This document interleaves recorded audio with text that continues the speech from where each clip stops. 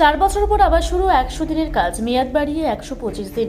100 দিনের কাজে নতুন করে শুভ সূচনা করলেন রাজ্যের পঞ্চায়েত মন্ত্রী দিলীপ ঘোষ।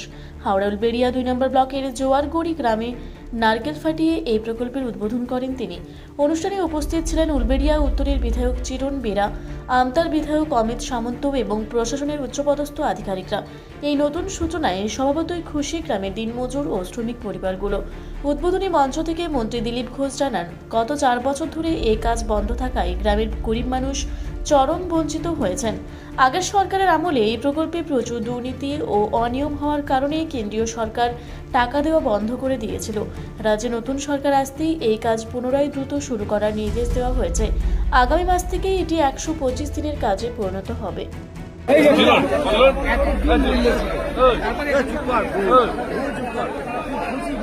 ডাউট বন্ধ ছিল, গরিব মানুষকে বঞ্চিত করা হচ্ছিল, এই সমস্ত প্রকল্পে দুর্নীতি হয়েছে, তাই কেন্দ্র সরকারও পয়সা দেওয়া বন্ধ করেছিল। আবার পয়সা আসছে এবং 125 দিনের কাজ হবে, যেরকম যাতে গ্রামের মানুষ সুবিধা পান এবং নিয়মিত চলবে।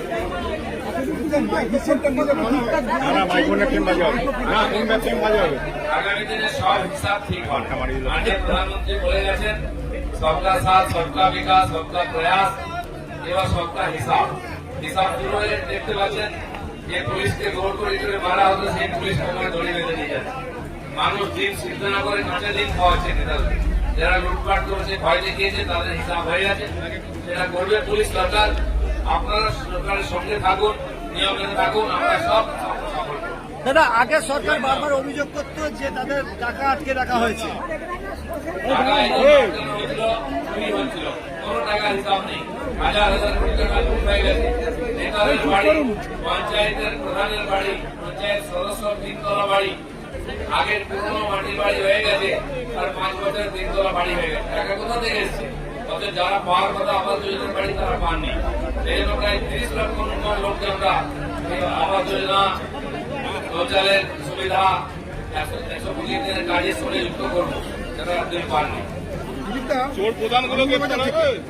বলছি যে আপনার 100 দিনের কাজ, যেটা 125 দিন হচ্ছে জুলাই থেকে, আপনি বললেন এখন এই কাজ করতে গেলে পরিকাঠামোগত কতগুলো ব্যাপার ছিল। যেমন ধরুন এয়ার ফুড টেকনিশিয়ান, মানে ওরা আধা ইঞ্জিনিয়ার, ওদের হয়েছিল কাজকর্ম দেখা যায় গত 4 বছর পাচ্ছে না, ওরাও একটা পুনর্বাসন চাইছে। এটা নিয়ে কি সবাই বেতন পাবেন, কাউকে বার করা হয়নি, ছাড়া হয়নি।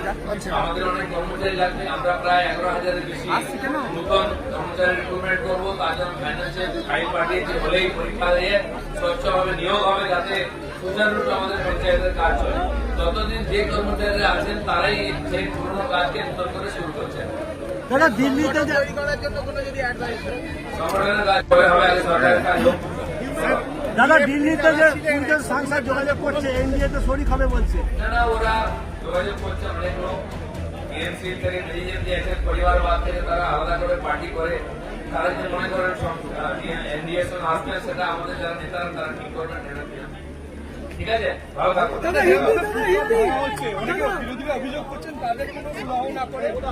ফুটপাতে সিপিএম টিএমসি লোকেরা লোককে টাকা নিয়ে বসিয়েছে। ফুটপাত বন্ধ, রাস্তা বন্ধ, প্ল্যাটফর্ম বন্ধ, লোক যাবে কোথায়? এই জন্য যে জায়গাটা সার্বজনিক ভাবে ব্যবহার হয় সেটাকে খালি কোথায়। বাকি যারা বসেছিলেন তাদের ব্যাপারটা পরে ভাববো, কিন্তু রাস্তাঘাট খালি না করলে কোনো উন্নয়ন হয়। হাওড়া থেকে মণিশঙ্কর বিশ্বাসের রিপোর্ট, রূপসী বাংলা মিডিয়া। পুরুলিয়ায় পাত্রপাত্রী যোগাযোগের একমাত্র বিশ্বস্ত প্রতিষ্ঠান বিবাহ পরিচয়। আপনার মনের মতো জীবনসঙ্গী খুঁজতে পাশে রয়েছে বিবাহ পরিচয়। তাই আর দেরি না করে আজই যোগাযোগ করুন বিবাহ পরিচয়। Municipality commercial complex, 2nd floor, Chaibasa road, opposite PWD office, Purulia. Mobile নম্বর 9232440272।